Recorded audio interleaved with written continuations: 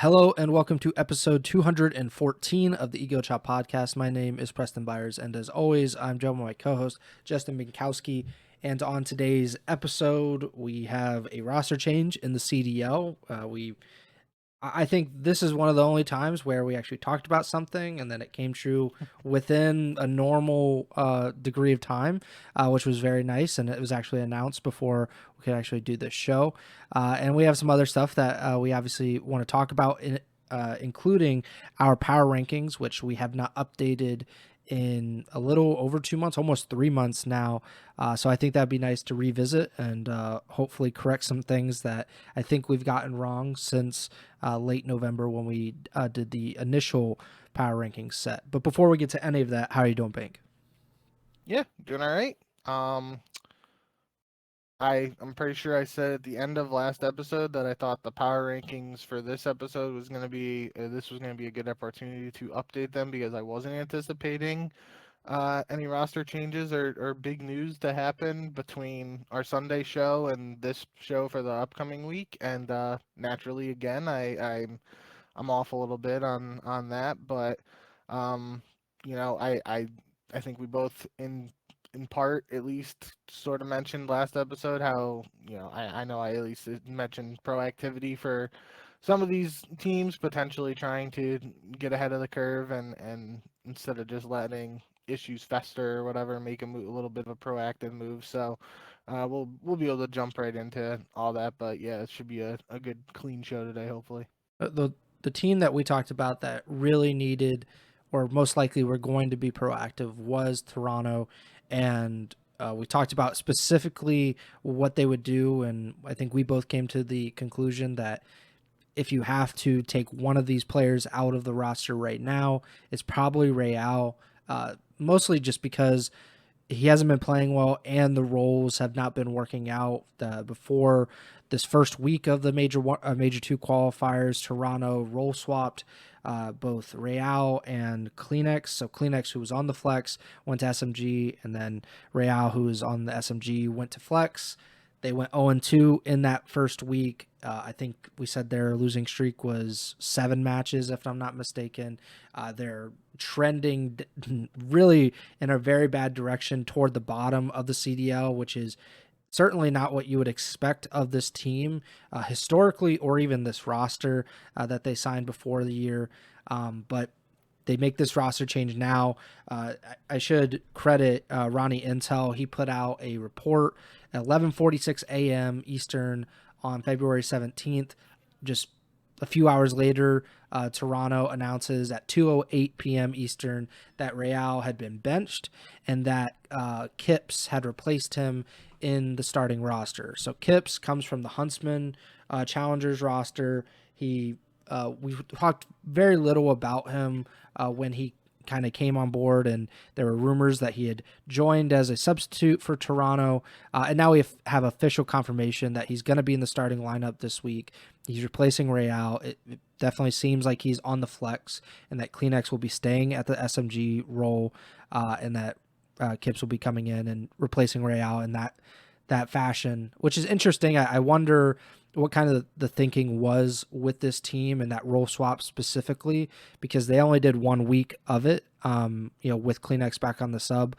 Maybe it was just they knew that it was kind of coming to an end with ReeaL and decided to get Kleenex on his preferred role anyway. But I would like to get your thoughts on this because we talked a lot about Toronto. They were probably the most talked about team on the last show that we did. But what do you think now that it's official, ReeaL out and Kipps in? Yeah, I mean, it feels like, you know, said it last episode, we've been two leading proponents of the Super Saiyan Real Club, and it's kind of weird to be in this position to see him back in Challengers now, which it's actually we ironically we're talking about like potential roster changes for Toronto being like Joe Deceives going elsewhere and that being like a big domino effect or whatever, and the Real benching here actually does have a decent domino effect on some challengers teams and in particular one notable FaZe substitute, which I'm kind of leaking without saying the name there, but um In terms of just this Kips and ReeaL swap, I think you kind of summed it up pretty well. That it felt like, although they didn't do a lot of give a lot of time to ReeaL on the flex, it kind of just felt like they were in a position where they had to be a little more proactive in trying to make a move instead of just letting this Yep. stew and have losses continue to pile up. Um, don't know much about Kips. I do think just in and overall, I think it is a little interesting that the Huntsman project for challengers, Optic for having a challengers team started this year with the Renegade being like kind of like the main attraction, if you will, for that roster is like a Halo MVP, like big name Halo player, and then surrounding him with three guys. And now two of the guys surrounding Renegade on that Huntsman team have been picked up into the CDL, Hmm. and that's Neum with LAT and now Kips. So um not gonna pretend to know a ton about Kips, but obviously the Huntsman I think got fourth at the Challengers Open because they played Bush the first match on Sunday, I believe. So I'm pretty sure they got fourth at the Major One Challengers Land. So um I think this is potentially it's a one person change right now that could in turn lead to two positive changes if Kips is a reliable flex, and it leads to Kleenex getting back on a full-time SMG. It could be one of those rare cases where like just changing one player can impact the team to a bigger degree as well. So interested to see how this will play out with Toronto. They have some tough matches coming up this week, so not sure exactly how well we're going to be able to gauge the new roster, but it's also possible that this isn't the only change that Toronto makes, so that could be another interesting twist in this little mini roster mania saga right now. Yeah, on that point, the rumors have kind of pointed to Insight possibly going out of this roster and Nasty potentially coming in. And I texted you when I saw that, and I said I almost, excuse me, I almost brought it up on the last episode, but your response to me was kind of how I talked myself out of bringing it up, and you said. Feel like it'd be weird for Boston, but what do I know? And I literally thought that while we were talking, I was like, it would make a lot of sense for Toronto to get Yeah. Nasty. It just wouldn't make very much sense for Boston to let go of Nasty. The only explanation would be a money centric move. Like Yes. obviously, if Boston has no championship aspirations, that's not a realistic path for them at any point of the season. But they certainly can get to champs. They can certainly beat good teams as we've seen them do multiple times over the past few years. But if they let go of Nasty, regardless of who they replace him with, I think that's probably going to be a downgrade, and they're going to get worse, and they might not make champs. And it also signals to the fan base, and I don't know how large the Boston Breach fan base is. I am part of it on occasion, but I think it also signals to your fans when you do something like that winning is not really a priority here, and competing is not much of a priority, or at least it's not as big of a priority as getting money. And I think that is a losing message to your fans. But I'm also not a businessman, so I'm not thinking like the X's and O, or I'm not thinking of like the numbers necessarily. I'm thinking about like, well, maybe you could get the champs. Maybe you can have a run like you did at the end of last season where you kind of come out of nowhere and you have like a great performance. But if you let go of Nasty, I don't think that is a realistic path, even though it's not a likely one already. But yeah, Nasty's probably been the best player for Boston this season, even better than Snoopy. And I don't know, like Toronto, it would be great. Or I think Nasty would be great on a lot of teams, to be honest. A lot of teams need AR players, and he's a good one, so why not? But at the same point, uh, I think it'd be hard to kind of pluck him out of the breach. But what do you think about even the possibility of that happening, where Nasty goes to Toronto? Yeah, I mean, it's a move that would be awesome for Toronto, I think. I mean, even dating back to the offseason, we were looking at as the offseason unfolded, and I think it was after the report of Ghosty to Gentlemates kind of went through, we were looking at the options because at that time, Insight was technically not re-signed to Toronto yet, and we were looking at some of the AR potential options for Toronto, and we mentioned Nasty. The only thing at that time was that Nasty wasn't really viewed as a true main AR, and I still don't know if I really view him as a true main AR. Yeah. Just I think he can do it with both guns, but I do think he is better with an AR than a sub, so he's kind of like a flex and like maybe like a 70-30 flex as opposed to Hmm. like a 60-40 or a 50-50. But we've talked about it in recent episodes. It feels like I even saw a clip recently of Zuma talking about like just the roles in Call of Duty have evolved to the point where you really got to be able to do it with every gun. And I think that could be something that benefits this Toronto team, especially in this early in the season and with the Kleenex Flex experiment. I think if the meta ever evolves throughout this Black Ops season in a world where you have Kleenex and Nasty and potentially Kips if Kips is a true flex, you got multiple players on your guys who can adapt to the meta, and if it needs to go to a 3 AR meta for any reason, or 4 AR meta, whatever the case may be, like you have the adaptability there. So I do sort of I mean I really like the idea of it for Toronto's sake. I just again I think it would signal for Boston that Toronto had to pay a pretty substantial buyout, and I don't even know what Nasty's buyout would technically be, so I don't know all the ins and outs of that, but it would definitely be um sort of signaling that Boston's just like packing it up and just doing what they can with what they have at this time to try and be as competitive as possible, sort of like a Moneyball-esque thing without the championship aspiration. It'd be like Moneyball to try and get eighth place sort of deal. Um, but yeah, I was gonna say the same thing. Like without even looking at the stats, just like on a field basis, I feel like at worst, Nasty has been the second best player on Boston, and I definitely think you could make the argument for the best player at certain times, and that's just like on a field basis without even looking at the numbers. Um, there were also rumors after Major One of Boston potentially evaluating roster changes in place of Cammy and Per J. Just none of that stuff happened.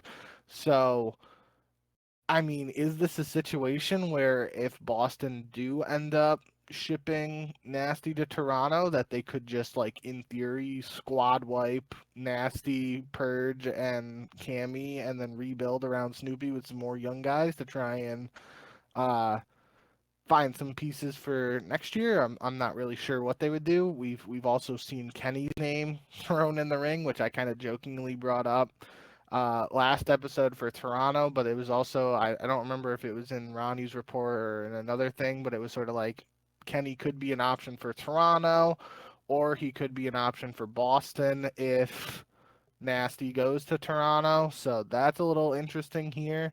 Um, Not entirely sure.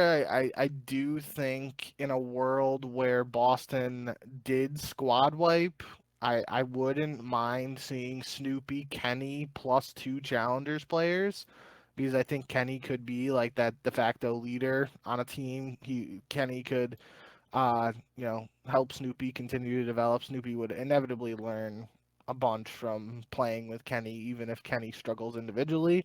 And then you get two more challengers guys on that team around them, and potentially you find somebody to pair with Snoopy going into off season next year as a team of two, as opposed to just like Snoopy looking for three. So a bunch of interesting things that could come out of this. I'm not sure if this is something that we'll hear unfolds before the matches this week. Maybe it's something like Toronto struggles this week and then they go after Nasty next week and then it's another domino effect. So could be something that is a developing piece that we have to keep an eye on. But I do think, the money element on both sides here would be the biggest concern for me in terms of Boston potentially making moves to either get rid of Nasty or then potentially look at other challengers players. Just like the thought of the similar to what I said with Cloud9. I didn't think Cloud9 was going to make a ton of roster moves because of what we heard about the financial constraints or whatever around that team.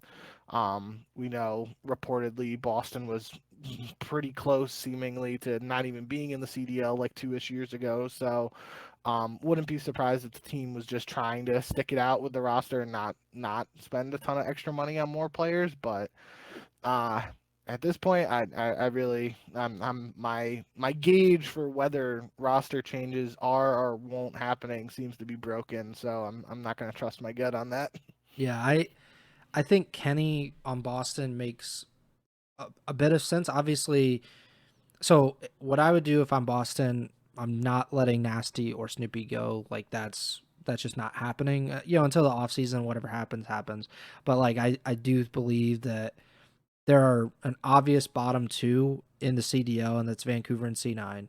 So really, you really only have to beat out two other teams to get the champs. And who knows if Toronto is going to be able to fix whatever's going on there. We've seen in the past that some of the teams in that top seven or top 6 or 7 just kind of fall off the face of the earth. We saw it with Optic last year that they really had to make a push late in the season to get the champs. So maybe something like that happens. So for me, if I'm Boston, I'm sticking with those two at least, and then kind of figure out the rest. But if they were to make a move and let Nasty go to Toronto, try to compete for a championship, would be very nice of them, but not great for their own selves. Then I think Kenny does make a lot of sense. I don't think he has a ton of suitors. He's not going to be especially expensive, I would imagine. And like you said, he does have a lot of experience that hopefully he can help Snoopy with. And he is a natural AR. Like he has proven over years that he can play that role, even though it hasn't been especially successful over the last 2 seasons. But I think it would be interesting. It would be kind of deflating for Boston in general after having like a pretty inspiring season last year and having some big wins over the past few years, just to kind of revert to a guy who's now been dropped. Well, he's dropped by 2 teams, and then Minnesota he didn't re-sign with. So like he's been on 3 teams in less than a year. That typically is not great. Is not an indicator of a lot of future success, but Boston, I guess, is maybe not in that position to be picky with some of their guys. So yeah, but I think we should mention that Toronto, the only change right now that we know is confirmed is ReeaL out, Kip's in. We'll see what happens past this week. I'm interested to see how Kip's performs. He's you just mentioned the preseason that the same time that we did our power rankings, we did our preseason predictions. We were talking about rookies of the year. There are a lot of rookies that we did not mention because they were not in the CDL by the time we did that. So he is another one of them, and I think he's come in early enough. And I don't think any other rookie has shown to be like so exceptional that they can't be kind of usurped as the leading candidate for rookie of the year at this point. So he does have a chance, in my opinion. That is an interesting thing to consider in this sense. Is we've always said that feels like a lot of the rookie of the years who don't play the full season don't get full consideration. But I also feel like a lot of those names came in much later than just after missing one event last year. So maybe this is the year that somebody doesn't play a technical full season and the CDL gets the Roy. Yeah, and especially because I think if they come in after the major 2 qualifiers, it's over. Like I don't know. You'd have to be like a Mercules level, like championship changing, altering player for me to care at all about your rookie of the year campaign. But because major 2 qualifiers are 11 online matches, then you go to LAN. I just don't think at that point, I think that's kind of the cutoff. If Kip's coming in, he's going to play 9. Like if he sticks with this roster or whatever, like, and I don't imagine that he won't, that's 9 qualifier matches in these before major 2. And then whatever happens at major 2, granted, if they get there, I think that gives him a lot of time and he can still kind of make it up. Next up, I think we should talk just real briefly about the implications that you mentioned about So Kips goes from the Huntsman, a top challengers roster, to Toronto, replaces ReeaL. ReeaL then goes to challengers, and he joins Omit, who drops a Luca to fit ReeaL in that into that roster. And Aluka, according to Zuma, had kind of talked to him and said, like, these are the guys that I want. And it seemed like Aluka was going to be a stallion and kind of create his own team. And then Zuma said the day after he talked with Aluka sketched to Falcons Academy Green. And that team that would have been a Stallions team kind of blew up in his face, which I think is very interesting. But now Aluka is on Falcons Academy Green, ReeaL on Omit. What do you think about all of that? Where we thought Aluka was kind of like the king to come. Basically, he was going to be next up, and he still is a substitute for FaZe Vegas. But him getting dropped is pretty surprising considering where he was even about a month ago. Yeah, I mean, hindsight's a hell of a thing, but there was like the talks at the time when Aluka was on his, you know, like bursting through the scene moment there, that like I'm pretty sure Rafi said something to the effect of he didn't want Aluka to sign with a bottom team and sort of just like waste away on a low CDL team. Now it's at the point where he could have had the opportunity to potentially join some of these other CDL teams, but instead he's a FaZe substitute, and now he's not even technically on Omit anymore. I'm sure that there has been some stuff like in the challenger scene where like Omit is still technically contracting these players and loaning them to other challengers teams. So I would be very surprised if that wasn't the case with Aluka, especially just assuming the buyout attached with his supposed contract with FaZe.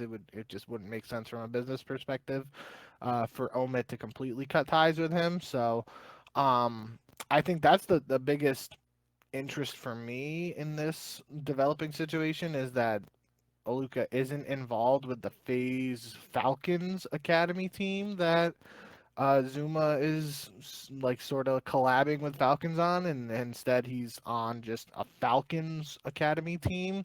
When you hear about like FaZe and Falcons collaborating on a challengers team, you would think the FaZe substitute would be a part of it, and it's a little interesting to me that that's not how it played out. I saw that clip or whatever where Zuma said there was some potential sketching or whatever going on there. So not too sure of all the details there, but um the interesting thing about this new Falcons Academy Green team is that it's got QK and Aluka both on that team.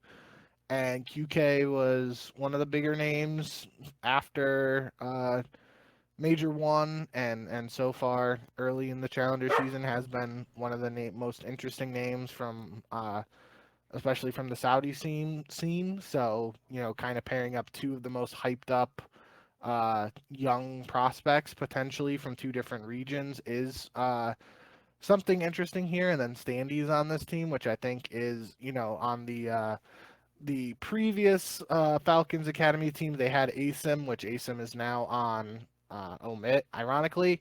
Um, Even this FaZe Falcons collab team has Paul X on it. So like kind of I guess Standy being a veteran isn't something I'd necessarily think of in a couple previous years ago, but that's where we're at now. That kind of Standy's the vet on this squad with young guys Aluka, QK, and Roxas around him. So um, it's always interesting to see how the challengers rosters shake out, just because the changes happen so often in that scene.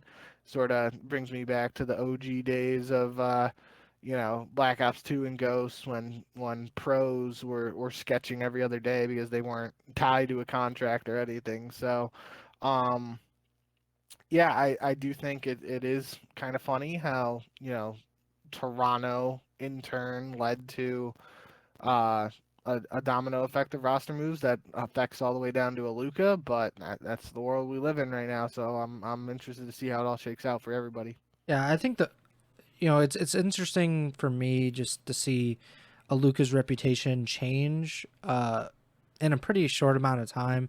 and almost all of it, or probably all of it, being related to online matches. And then, we always talk about like how people say, well, he's an onliner. It's just he's not as good as on LAN. And yet, like, a lot of these decisions are made based on online results and almost only online results. So I find that intriguing. But the biggest part for me is that Aluka has proven that he's pretty good with AR, and then also he's now going to be an SMG on this new roster, and I think that's interesting. Like, that does bode well for him, I will say, because the flexibility is very, very valuable in the CDL. Like we've talked about, like the reason that Insight currently is on Toronto is that Toronto didn't have a plethora of AR players to choose from, and that's why Nastie is probably, if Boston is willing to part ways with him, is probably a valuable commodity in the CDL for multiple teams, not just Toronto. So if Aluka can show that he is competent with an SMG as well as an AR on top challengers teams against former CDL pros and with former CDL pros, then I think that bodes very well for his future. It also makes it a little more likely, right, that he would be on FaZe by the end of the season if he's able to kind of be good on either, because then it's not just, well, you can only replace one or two guys. You're not going to replace Simp, but you could replace three guys instead of just one or two, and that increases the likelihood that actually gets on FaZe.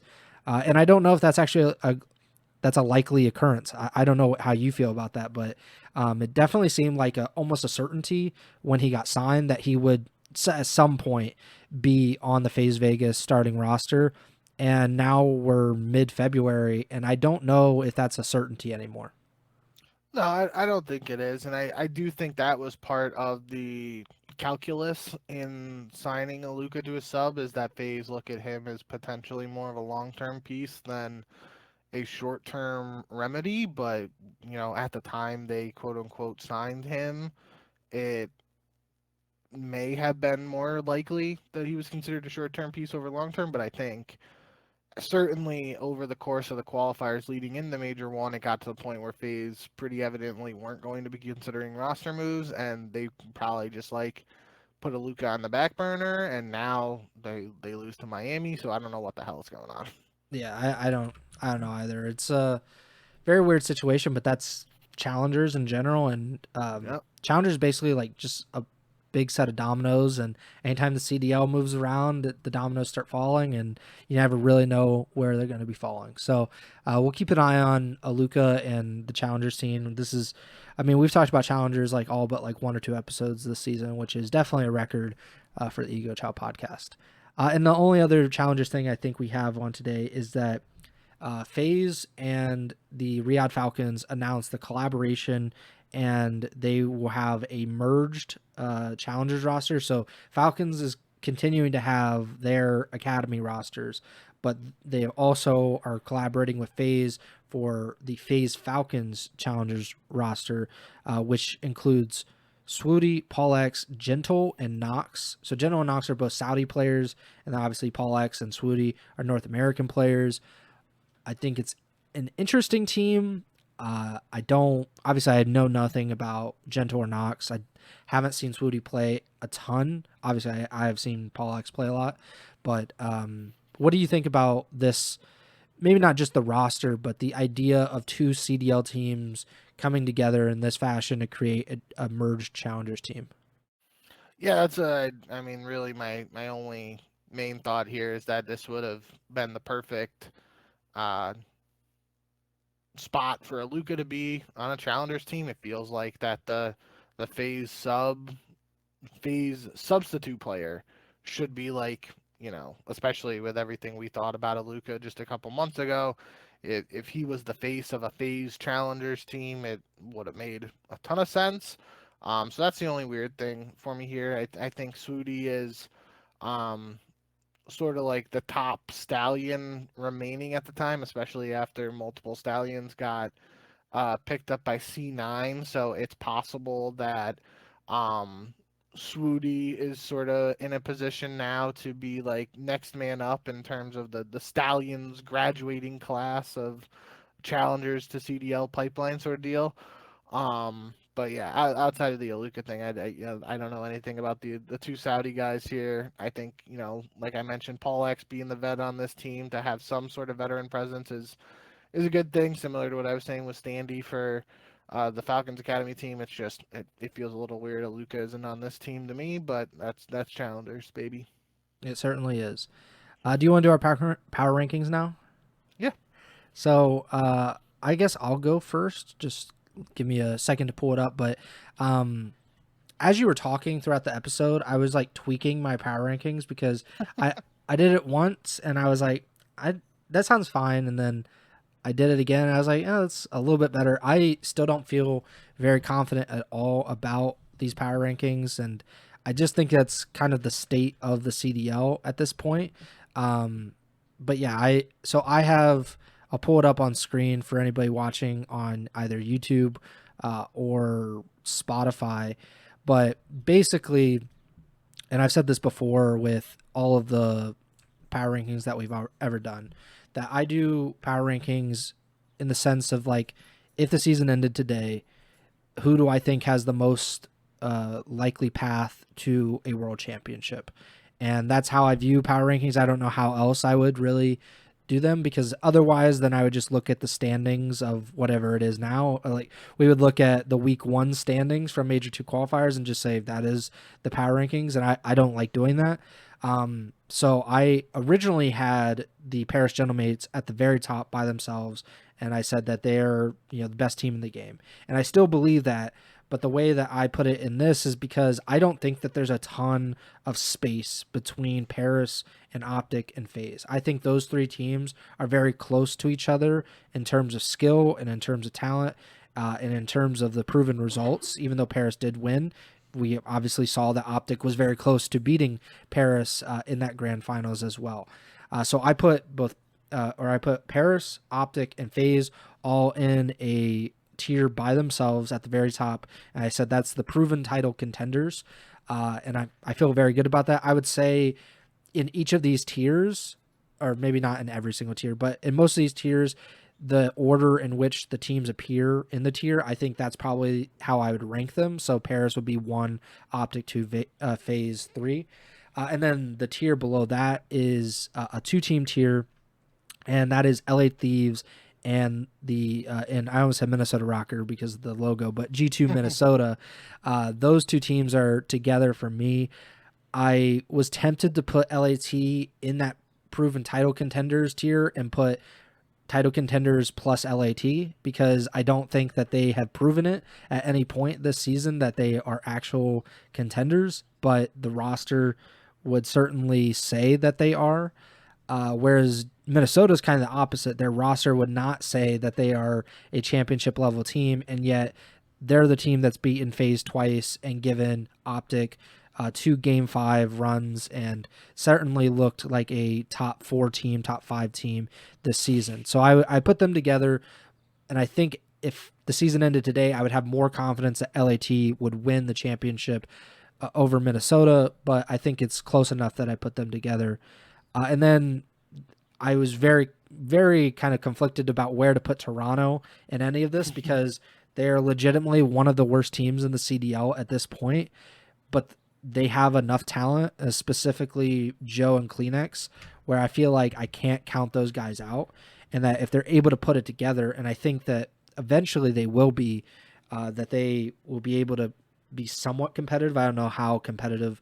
I don't think they'll get to the Paris Optic FaZe tier, but I think they should be a tier above if they're able to put it all together. So I put them in that 3rd tier, and I said talent is there, probably question mark, because the Falcons are kind of in a similar position where there's a lot of talent on that team.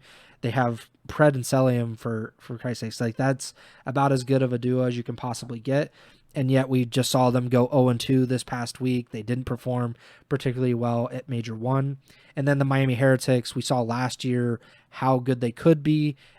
I don't know if they're at their best, but certainly close to it. and they haven't been as consistent this year, but I think there is something there. We just saw them pull off a big win over FaZe last week. So I decided to put them all there. Toronto is the one where people could be like, really, the team that is third to last and has lost for a month straight. They probably shouldn't be there, but I'm banking on the talent of the team and basically half the team that it'll all work out in the end. And then I have the second to last tiers, Boston and Carolina. Carolina, I mean, it's just because that LAN performance was so bad. I have no idea what to really expect from them. And then Boston, they can pull off wins, but I don't think that they're going to be higher than like 7th place or 8th place by the end of the season. So even with a roster change, and certainly if Nastie gets put off this roster, like they're probably closer to the last tier, which is just C9 and Vancouver, which I put as T12. Yeah, they're the two worst teams. Toronto probably should be in that group based on recent results, but I don't think C9 or Vancouver have any chance of winning anything this year. I think that they're the two least likely teams to even make it to champs, so they are certainly at the bottom of my power rankings. Any thoughts? I know we have some similarities. There's going to be a lot of similarities, I'm sure. Anything that stands out to you in my power rankings? Yeah, I think the one thing that I would, as any longtime listener of the Ego Chall podcast, they might be a little surprised to hear me say this, but I think the one thing that I would potentially argue here is moving FaZe down to the has to prove it out of the proven title contenders.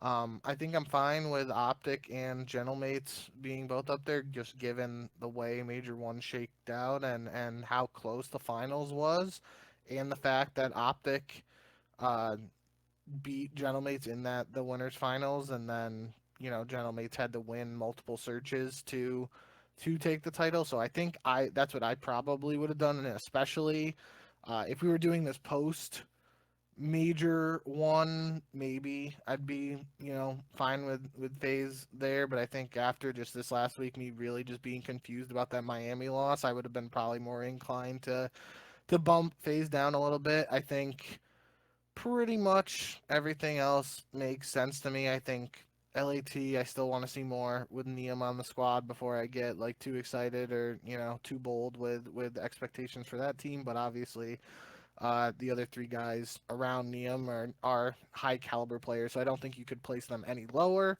I I think other than that, I did probably Toronto. I mean, I did my power rankings before we even heard about this Toronto roster change stuff, so now I'm even sort of like lower on Toronto, just in the Yeah. sense of I haven't seen the roster play, so it's tougher to really gauge them for these specific power rankings. But yeah, outside of the FaZe thing, I think everything makes a lot of sense. Yeah, I totally get that. I put FaZe up there because we saw FaZe beat Paris earlier this season. I think that was Paris's first loss of the year, if I'm not mistaken.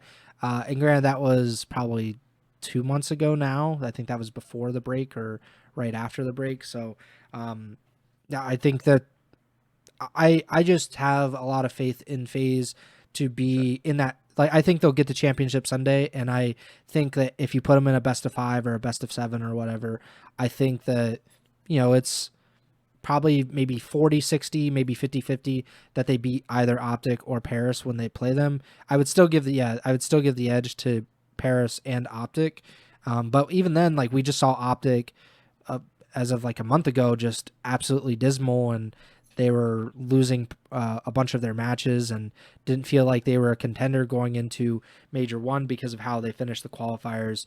But obviously, that Major One performance kind of changed some things, and yeah. But I think Toronto is the one where I felt like the least confident, especially in relation to other teams, because I certainly couldn't put them. I didn't feel like I could put them below the Boston Breach, because I think Toronto, even if they're very inconsistent and even bad right now, I think like if you just put them in a tournament, most people would be like, yeah, Toronto has a more likely path to actually winning something rather than Boston. And Carolina, I think, had they had like even a normal tournament at Major One, they're probably in that talent is there probably tier because Sure. they've shown it more than some of these other teams that would seem to have more talent on their roster. Do you want to do your power rankings now?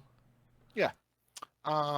I'll So put I it on went the screen. through a couple iterations of mine. The one I settled on in the end was I didn't do the fancy names like Preston as tradition, but S tier I had Gentlemates on their own. A tier Optic, LAT, and FaZe. B tier G2 and Miami. C tier Boston, Carolina Falcons, and D tier Toronto, C9, and Vancouver. The other iteration that I was considering was Optic on their own in A. A tier below that would have been LAT and FaZe, and in between that, so it would have been Paris on their own, Optic on their own, a tier below. Below that, LAT and FaZe, and then everything else. And the other thing would have been Toronto on tier above C9 in Vancouver, and those two in the last spots. My thinking was heading into Major Two. There's two teams not going to be at Major Two. So that's why I was like, I think the last tier being only two teams would have made sense in that sense. Weird saying sense multiple times. Sorry. Um, but in the end, especially with the Toronto roster changes now, I really just, they've struggled so mightily lately that until I see this team play, I don't think I can really put them any higher, or I don't want to overthink it at all. So just gonna put them where they are at this particular time. And similar to what I was kind of outlining with you with your top tier, my thinking was I just think Gentlemates overall this season have looked like the strongest team, factoring in like the lulls we kind of talked about for both Gentlemates and Optic from the first break in the qualifiers. Like it just feels like both teams rebounded, but Paris's rebound was a little, I don't know how else to say it, but they were just like a little more convincing for me, and they did end up winning the title, so I felt like they deserved to be on their own.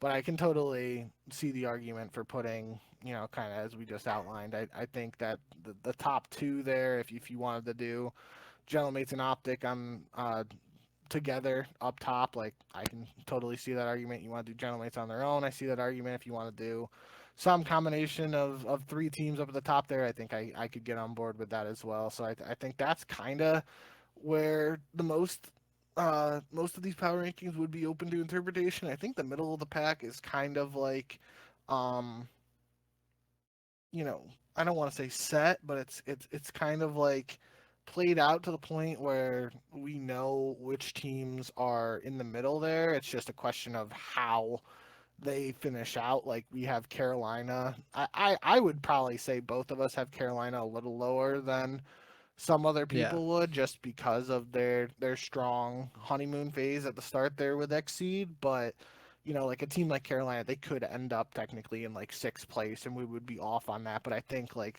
still, based on what we've seen, that they're more of a middle of the pack team, especially given the land performance just not matching up with what we've seen online. So, um, I think probably the most surprising thing from my power rankings for me is Falcons just being a little lower on them, but I mean that might be a little influenced by this past week of matches, and it might have been potentially had them higher, maybe like the top of C tier, but I couldn't put them.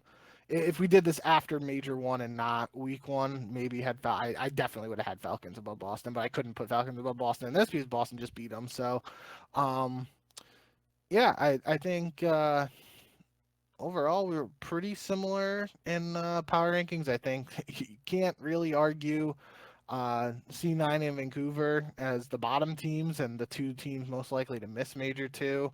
I think the combination of teams at the top is the same. Just how you break Mm-hmm. it down is the biggest difference. And then, like I said, the middle of the pack, um, the teams are mostly there. It's just how you're feeling about them on any given day, sort of deal.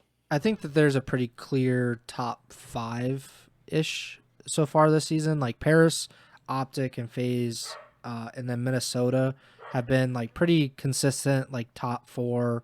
Like Minnesota, especially more recently, LAT has probably the better overall season if you're looking at it that way, because they have like an early win over Falcons, who finished 5-2 and everything.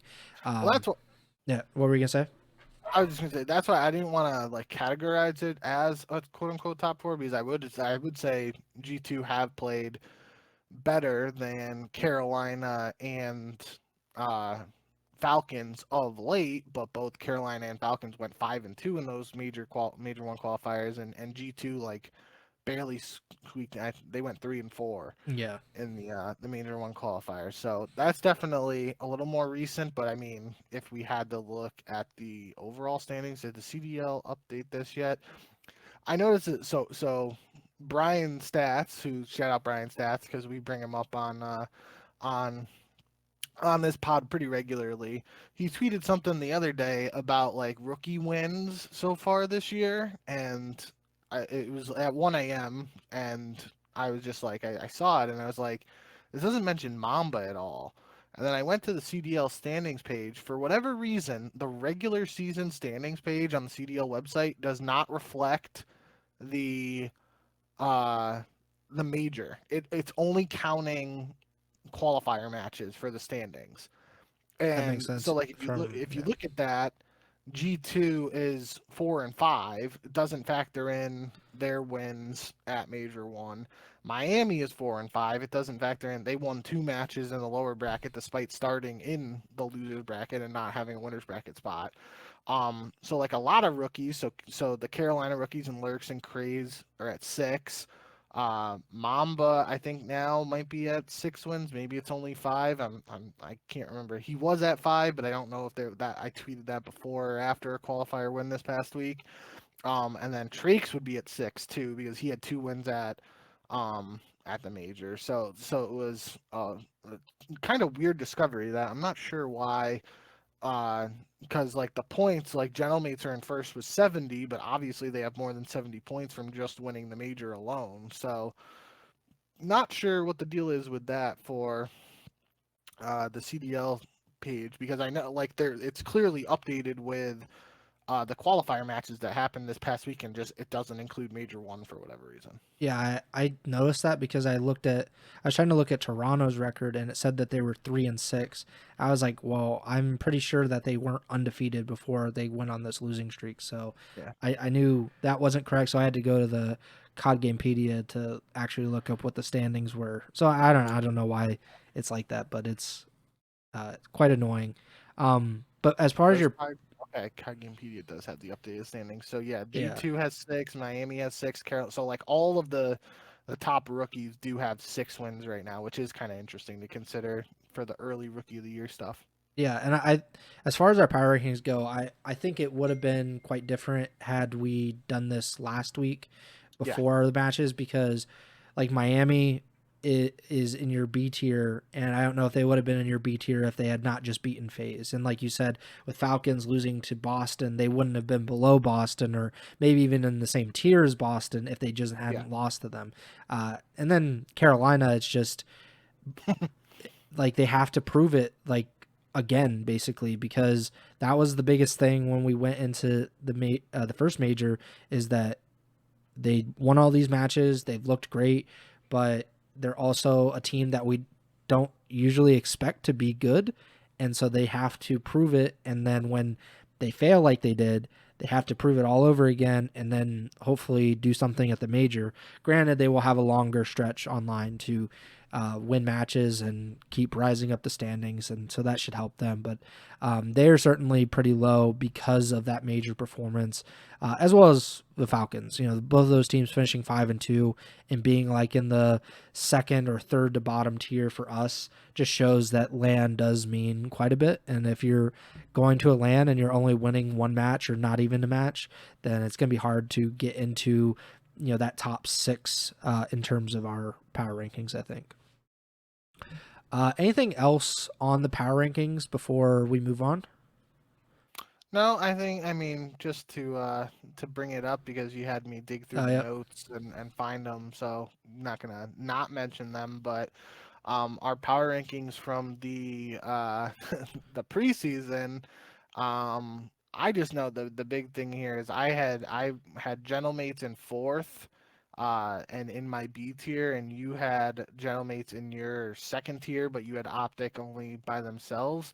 And I just want to bring that up because I know we definitely were higher on that Gentlemate squad than a lot of other people going into the season. So we technically had them lower than what we have them now, but shout out us for believing in the talent instead of the rumors and stuff on potential chemistry issues and blah blah.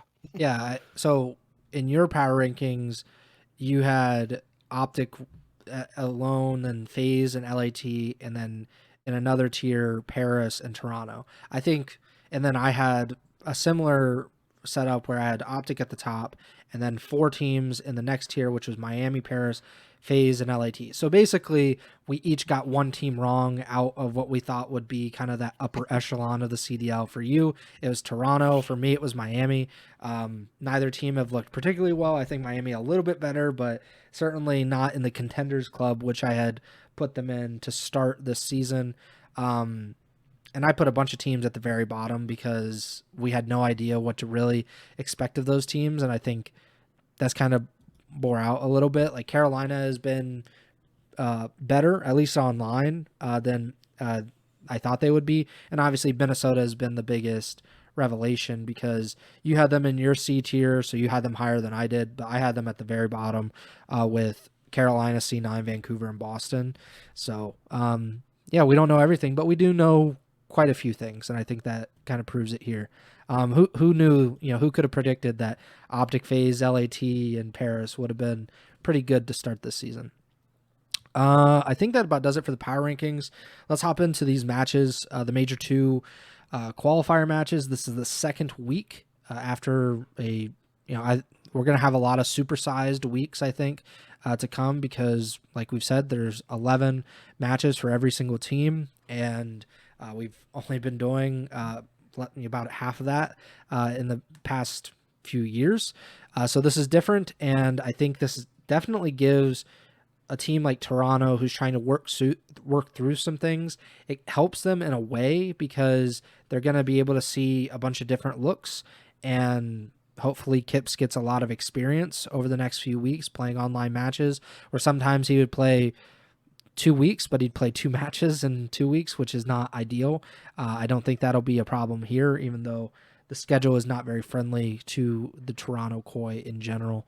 But on Friday, February 20th, we start off with Vancouver versus FaZe.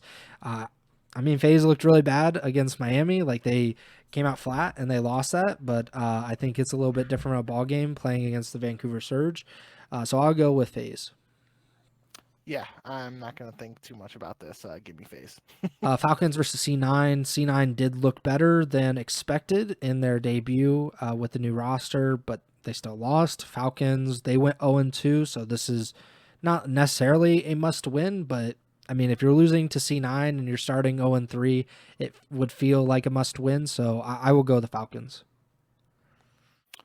Yeah, gotta go Falcons. I think it's kind of a little funny how I mentioned it last episode. One of the things I'm going to be keeping an eye on here is how this C9 squad would rank up against the all Saudi Falcon squad from the start of last year, and now we're getting a Falcons versus C9 matchup, even though obviously the Falcon squad is much different than that one that kicked off the year last year. But yeah, I can't pick the C9 squad until I see some sign. I don't want to see some signs of life. They only played one last match last week, and they definitely were more competitive than I think a lot of people expected. But I still got to go with Falcons here. And then the last match on Friday is Toronto versus LAT.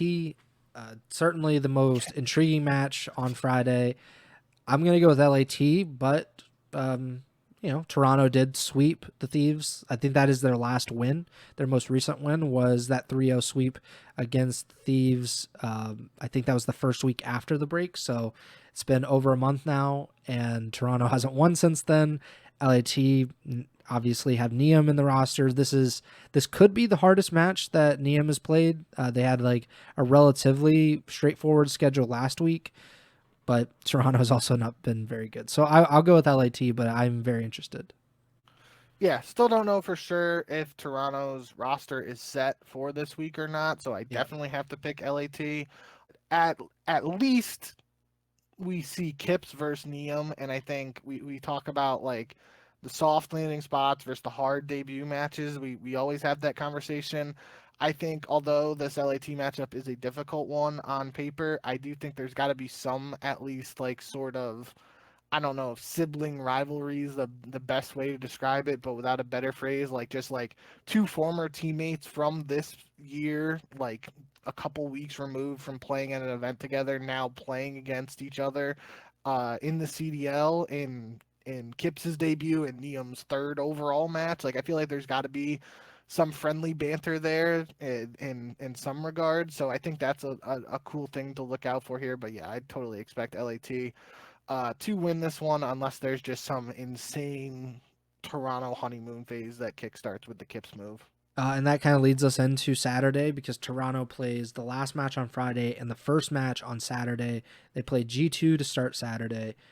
I just put in my power rankings that G2 and LAT are right next to each other, Yeah. and G2 is certainly proven to be, I think a better team in general at certain points, especially recently before LAT's roster change at least.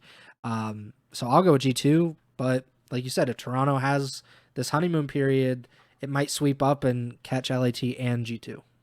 Yeah, I gotta go G2 too. I mean, to be frank, we literally do not know for sure what four players are playing for Toronto this week. Yeah. We have a strong, we know three. It's just a question of insight or somebody else. So I can't in good conscience pick Toronto this week, and I don't know. Even if I knew for sure Insight was playing or whatnot, it still would be really tough for me to pick them without seeing Kips in action. So I got to go G2 here. Then LAT versus Boston. Obviously, LAT should win this, as they should beat Boston every time. But we have learned many times in the past that is not the case. So I'll go with the Thieves still. Yep, give me LAT. That means Boston's pulling off an upset here. I mean, they're good for one every 2 or 3 weeks. So maybe they did too much last week against Falcons. Gentlemates versus Carolina up next. Again, like Carolina has been very good online. I think they're with exceeds 6-1 in online matches, which is one of the best records in the CDL. But they didn't look as unstoppable as they had previously last week.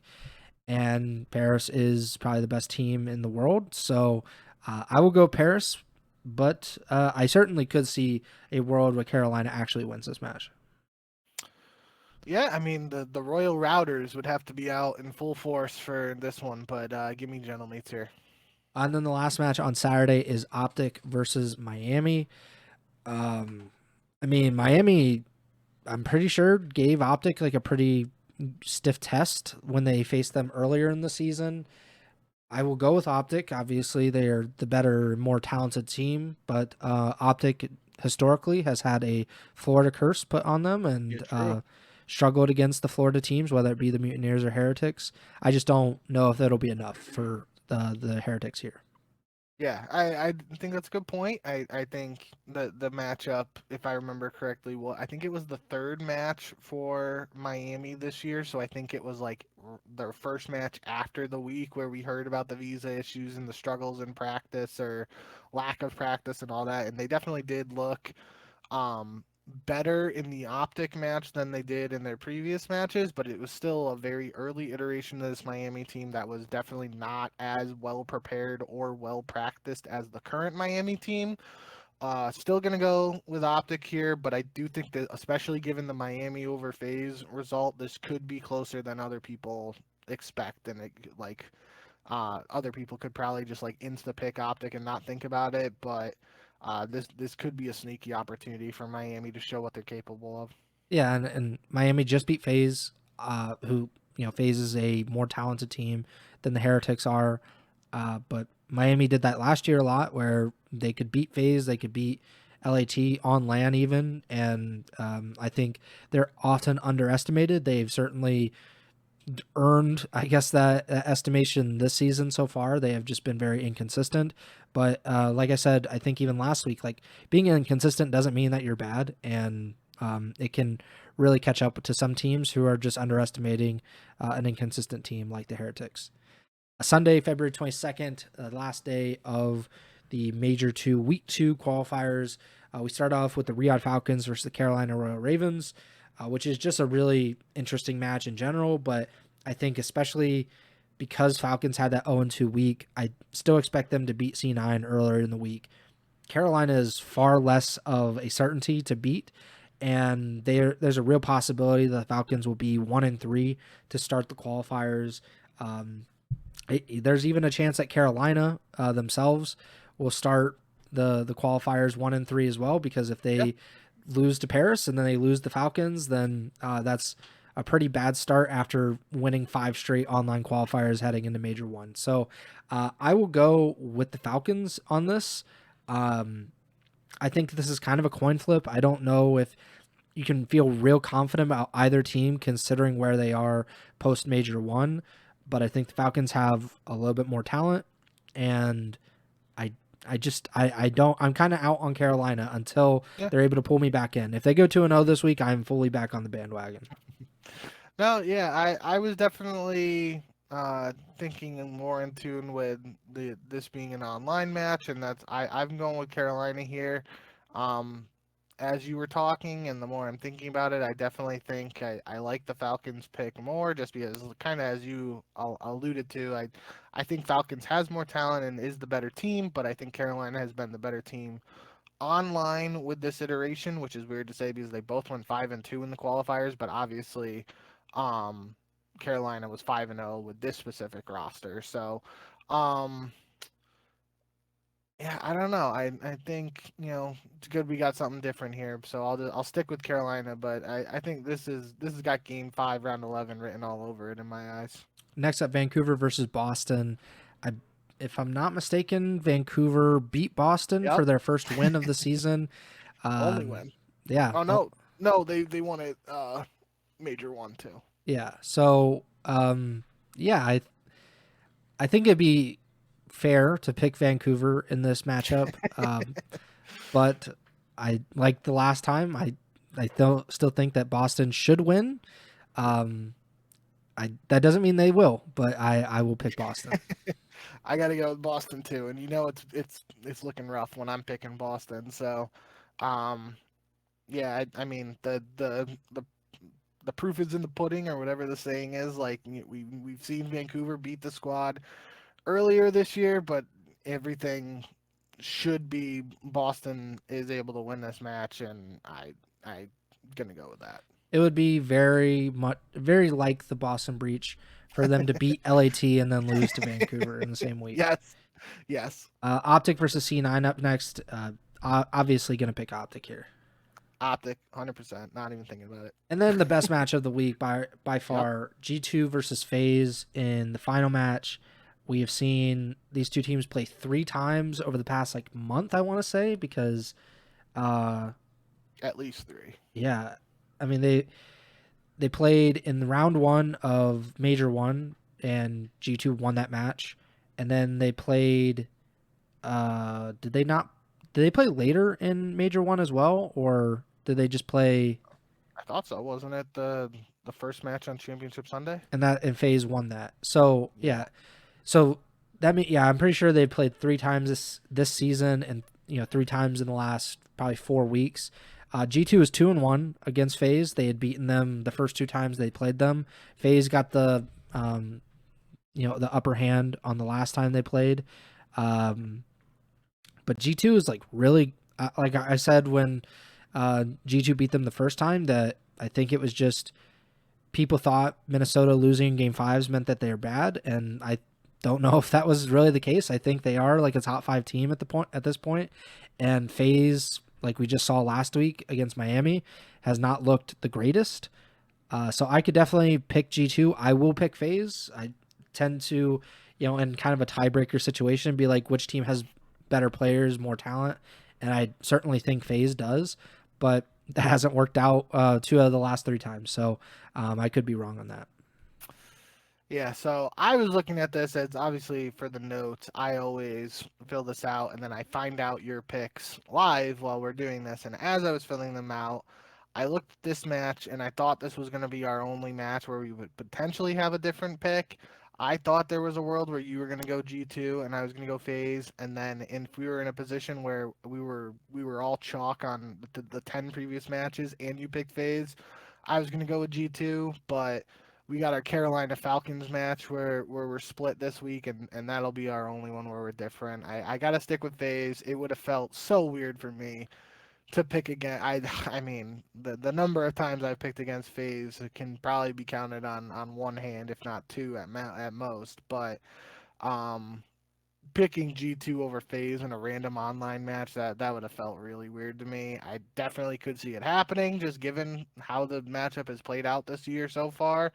But I'll stick with FaZe here, and we can both be wrong together. Yeah, and FaZe, if we just look historically, typically has one team every year at least where they just give FaZe a ton of trouble. And I forget what year it was. Maybe it's 2 years ago now, before Draza got picked up, but with Slasher, I believe. And that an Optic was that team where they beat them like 6 times, and FaZe had like one win that entire season against Optic. And I mean, it would be even weirder if it was G2, who I don't think either of us think are like in that upper echelon. We didn't put them in the power rankings as such, but like in that top three, meaning uh, it would be weird if it was them. But we've seen weirder things, and FaZe has had quite a bit of trouble the last 3 times that they've played them. So it'll be interesting. I think they got it right by picking this match as the final one, and it really fits.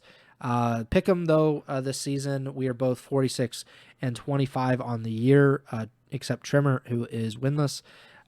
Please like, subscribe, follow the podcast feed wherever you're listening or watching on. Make sure to give us a 5-star rating on Apple Podcasts as well as Spotify. I believe we already hit 280 subscribers on YouTube. I think when I saw the last video, which you pointed out to me is like one of our best performing videos, I think in the history of our channel, but certainly in quite a bit of time, which is always great to see. And then I told you, like, as far as the podcast listens, I don't know, I haven't checked on this most recent episode, but the 2 episodes before that were performing really, really well. One of our, or two of our most listened to podcasts in a long time, which was even more surprising because I guess one of them, there was like a week off in between or whatever, so you could kind of understand that. But then there was another, and we did a podcast 3 days later, and it was still already one of the most listened to. So that was great. We really appreciate your guys' support. If you can, please follow us on Twitter at JBink with 2Ks, at Pres Byers, and the podcasters at Ego Chall Podcast. If you want to watch the stream live, you can do so either on YouTube or on Twitch, twitch.tv/Ego Chall Podcast. You can follow on Twitch, and you can also subscribe to the Twitch channel. You can also follow and subscribe to Bink on Twitch, twitch.tv/JBink with 2Ks.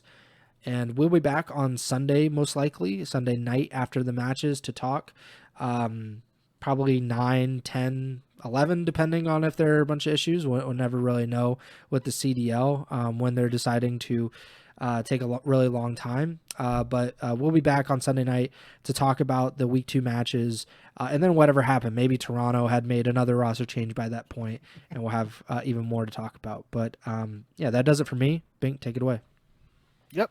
Thank you guys, as always, for all the support. It really does mean a lot. And Preston already broke down all the recent metrics and whatnot. So definitely appreciate you guys, and hopefully you're enjoying the content and here for the long haul. So thank you guys for that. If you, as always, if you have any feedback, constructive criticism, whatnot, and you want to leave it in the comments on Apple Podcast or the YouTube video or whatever the case may be, definitely do that. And we love reading the comments and shouting people out when they got good stuff to say for us. So yeah, I think pretty in the grand scheme of things, this is one of our shorter episodes in recent history, but it was pretty action packed and we had some good stuff to talk about. So I'm happy with it, and I'm ready for another weekend of matches. So looking forward to that. We'll be back here pretty soon to break it all down. And yeah, until next time, thank you guys as always. And remember to send the chow.